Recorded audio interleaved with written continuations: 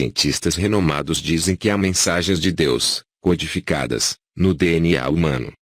Saiba mais após a vinheta.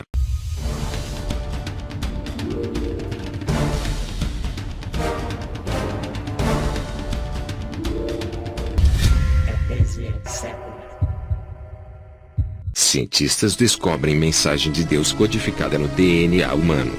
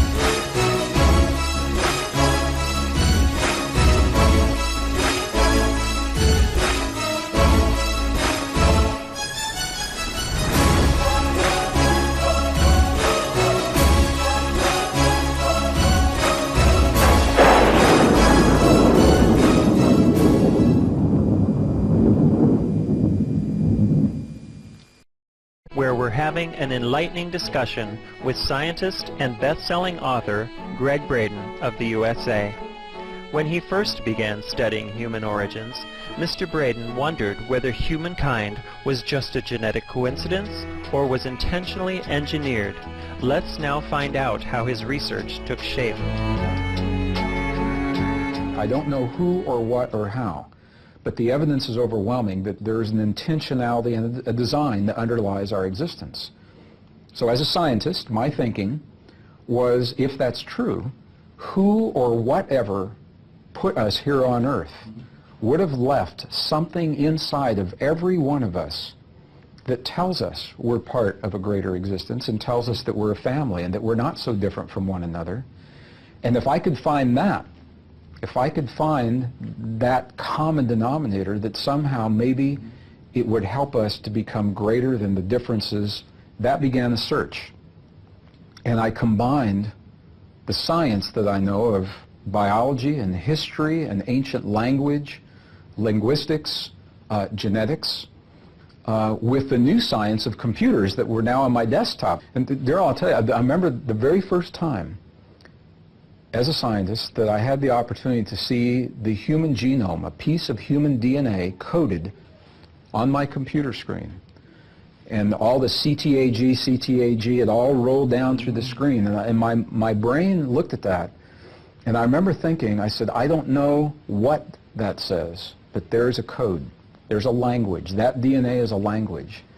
And whatever that language is, it's inside of me, and it's inside of everyone that looks at it, and some intelligent being placed it there a long time ago. Using all the technology at his disposal, Mr. Braden then began searching for the message encoded in our DNA. And this led to a research project using computers, the best science of today, and some of those ancient texts. And the bottom line is that what we discovered is every single ancient language, the letters of the language link to very precise numbers that have never changed.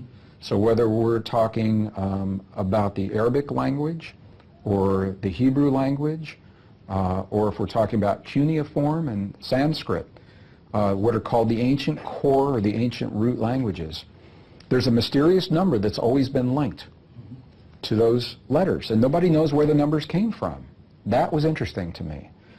So through a process that took many years, I came to understand that the numbers that represent the letter are also the numbers that represent the elements, what we call the elements on the periodic table of life and a physical reality as we know it. So in other words, it is if the ancients, they didn't know about the periodic table of elements the way we do today, but they knew about the numbers that were represented. And when we make the connections between the letters of the ancient alphabets, the numbers they represent, those numbers, if we look at them on the periodic table, they happen to be precisely the elements that make the DNA in our bodies. Now, we have the ability to take the sequences of DNA in a cell and through those numbers link them to letters in ancient alphabets. And lo and behold, the letters spell words and the words have meaning.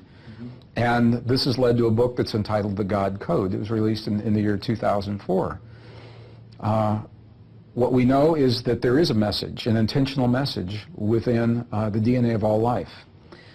The message occurs in layers, and each layer has its own code that must be understood for that layer. And I'm still working on the deeper layers. Greg Braden says the message hidden in the DNA of all living beings is that which spiritual masters have tried to convey to humanity through the ages.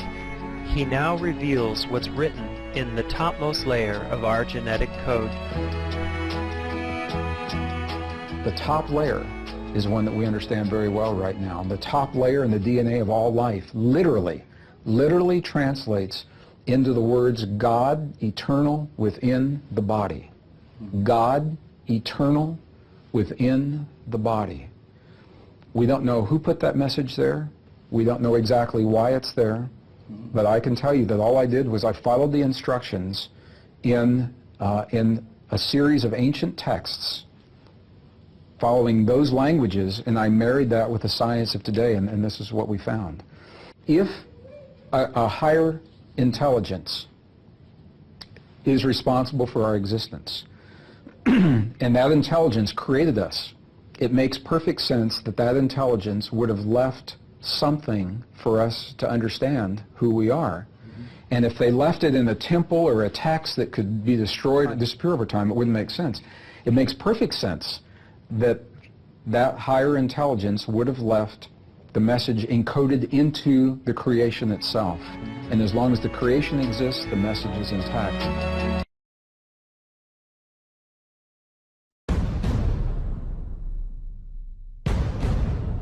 Harvard University discovers message from God in our DNA code. Researchers at Harvard University announced today that they have found what appears to be a message from God written inside the human genome. In a little explored section of non-coding DNA, a team of top geneticists discovered a 22-word snippet of ancient Aramaic in which God confirms his existence and his role in creating life on Earth. The stunning finding represents nearly irrefutable evidence of God's existence and his role in creating the process of evolution of natural selection. The message was discovered when researchers noticed strange mathematical patterns appearing within a certain section of the genome. For heaven's sake! We knew the patterns weren't naturally occurring, explains Charles Watson, the lead scientist on the project, but we couldn't come up with any convincing explanation for them. On a whim, we started cross-referencing the patterns with language databases, he explains, and we were shocked to find that the patterns corresponded to ancient Aramaic. Stunned by its discovery, the team contacted language experts familiar with Aramaic, the language Jesus Christ spoke in daily life. Entirely decoded, the message reads, "Hello my children. This is Yahweh, the one true Lord. You have found creation's secret. Now share it peacefully with the world." Yahweh is the biblical name for the Judeo-Christian God. The findings will be published in the journal Nature next month, and are expected to provoke the biggest scientific controversy since Charles Darwin published his theory of natural selection in 1859. This doesn't mean that the theory of evolution is wrong, says Watson. It's just incomplete.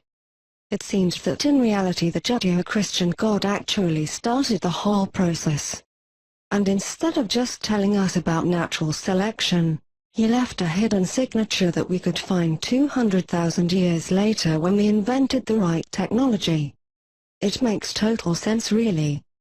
Before this discovery I was a committed atheist. Now I'm a devout Christian.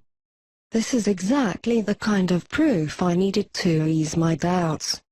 In addition to its profound impact on science, the news is set to revolutionize the world of comparative religion. I think the message clearly indicates that God wants us to coexist peacefully with fellow human beings, says Janice Taylor, a bishop in the Anglican Church. However, other Christian denominations have a different interpretation of the scientists' findings. Clearly this means a God is the one true God and that we should exterminate rival religions, says Frank Page, leader of the conservative Southern Baptist Convention. Now that we have truth on our side, I think it's time we start a new crusade.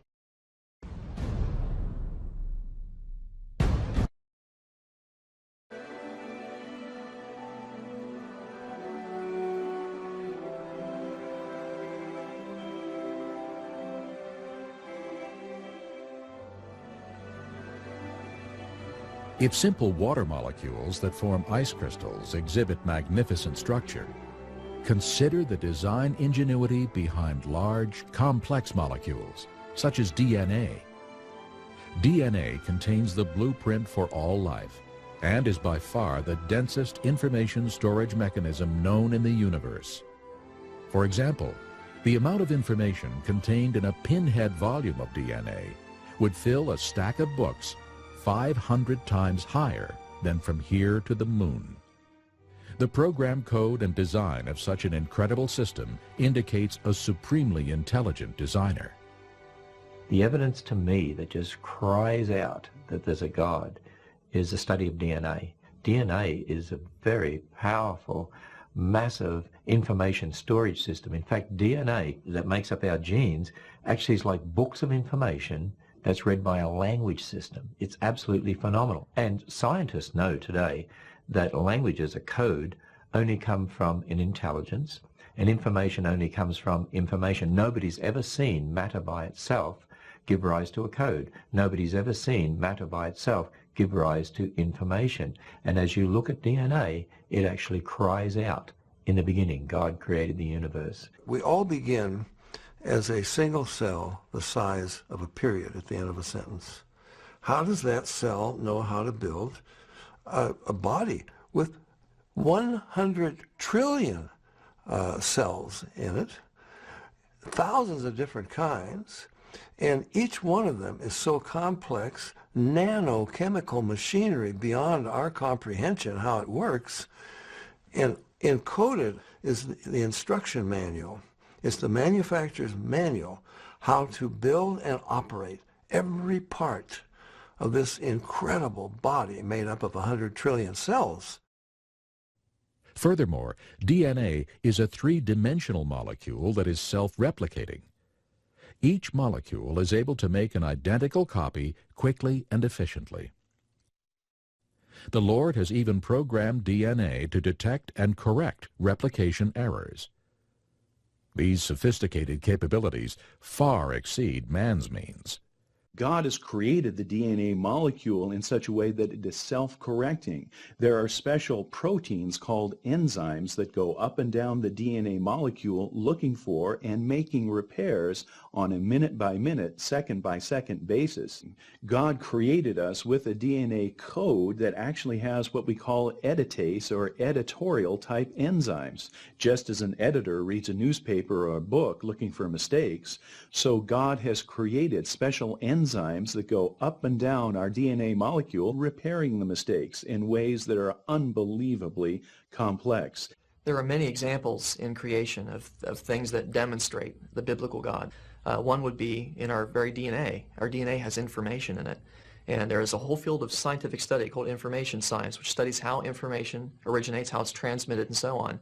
And one of the laws of information science says that information never originates by itself in matter, never spontaneously comes about. Anytime we trace the copying of information back to its source, it always comes back to a mind. And since we have creative information in DNA, that tells me that DNA comes from intelligence. It's not something that could possibly come about through millions of years of mutations and natural selection. That just won't work. Yet even the DNA molecule is simple compared to cells. All life consists of cells, and each cell functions as a miniature city. When we consider that a human body consists of trillions of cells working together as one unit, we should be in humble awe of our Creator's intimate care and perfect wisdom.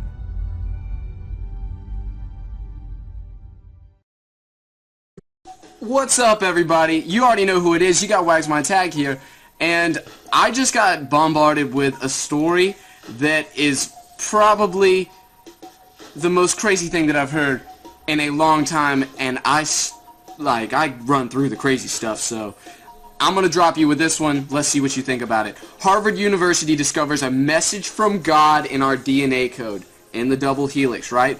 And it says that 22 words were taken from a snippet of DNA. They had said it was in some repeating code, and it was in a section of non-coding DNA.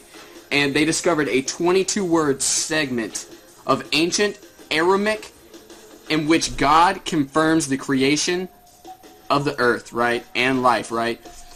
This might be the craziest thing I've ever seen, guys. This is by Harvard and by their linguists. So this discovery was done at Harvard. Harvard is saying this, right? And Harvard linguists are interpreting what it says, all right? Is that crazy enough for you, right?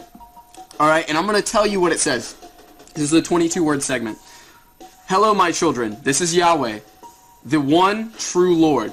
You have found creation's secret. Now share it peacefully with the world. And that is mind-blowing, everybody. Harvard is they're the people saying, hello, my children. This is Yahweh.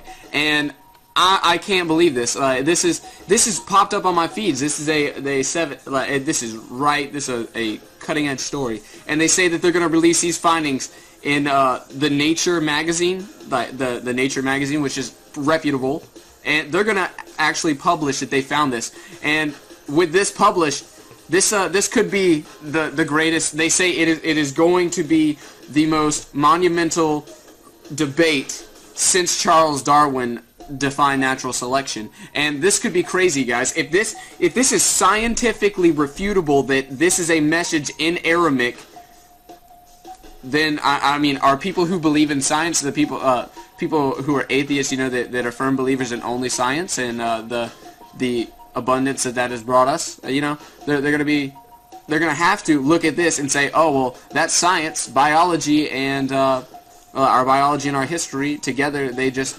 put together the pieces. But I just can't believe that Harvard is saying something along these lines. I'm going to have the link for this in the description. You can read it for yourself and decipher what you think of it. But this is going to be a real wait-and-see attitude to see what's published, because this is the mind-blowing story that we've all been waiting for. So if you like this video, I'm gonna keep up with it, see what's going on, better study into it, because this seems kind of fishy. But if it's real, it's Harvard. So rate, comment, subscribe, get at it. Peace, guys.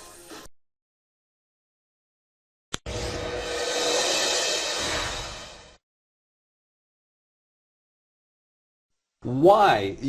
You were not a believer early in your life. Why? It was the way I was raised.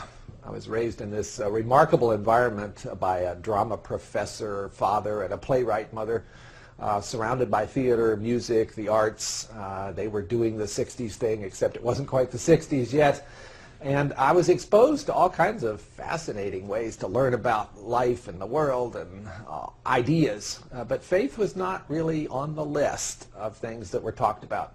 It wasn't that faith was put down or considered inappropriate for other people. It just didn't sort of enter the conversation in my childhood. Did it exist in your mind as a question? Oh, I had glimmers of something, some longing outside of myself, some sense that maybe there was a God up there that I might be able to reach out to. What brought you as an adult then to faith? Well, first, as an adult, I walked very far away from faith. I went from being sort of vaguely interested, but not really, to becoming an atheist. As a scientist studying physical chemistry, quantum mechanics, I became convinced that everything about the universe could be described by equations. So what changed that for you? Well, I changed my life plan from physical science to medicine. And when I went to medical school, the ideas about death and dying, which had been rather hypothetical, became very real. You can't be in that environment, sitting at the bedside of people who are facing the end of their lives, without having it affect you. Did you set out to find God or to find that there was no God? I set out to prove that my atheist position was correct. I set out to try to find out what really were the rigorous arguments that I assumed were there that would rule out any possibility of God for a thinking person. You must have found many of them. I found some. Many of them were ones I had cooked up in my own mind, but the harder I looked at them, the flimsier they were. All of us human beings have a sense that there is such a thing as right and there's such a thing as wrong. What a curious thing. Where does that come from? If you were looking for evidence of a God who cares about human beings, not just a God who started the universe in motion and then wandered off somewhere else, wouldn't this be an interesting place to find him? Basically as something written within our hearts, universally in humankind, making us different from other species, and calling us to be good and holy, pointing us as a signpost, if you will, towards something outside ourselves that is much more good and much more holy than we can imagine. Did you have at some point a born-again experience? When people talked to me about born again, I didn't know what they were really referring to when I was growing up. But yes, I did have a moment where I became a believer. I had struggled for 2 years with this debate within myself, gradually coming to the conclusion that belief in God was the most plausible of the choices, but that it couldn't be proved. And after many months of struggling with whether to make that leap, on a beautiful fall day, hiking in the Northwest with my mind a little more clear than usual because there were not the usual distractions, I felt I could no longer resist. And I became a believer that day in the sunshine and the shadow of the Cascade Mountains.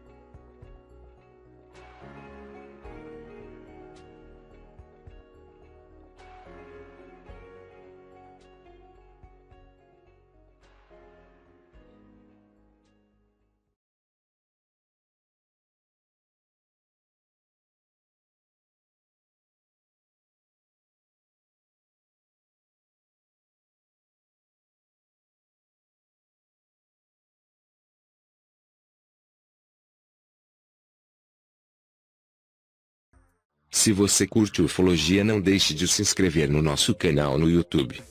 Marque a janelinha para receber uma notificação a cada novo vídeo. Não vai se arrepender.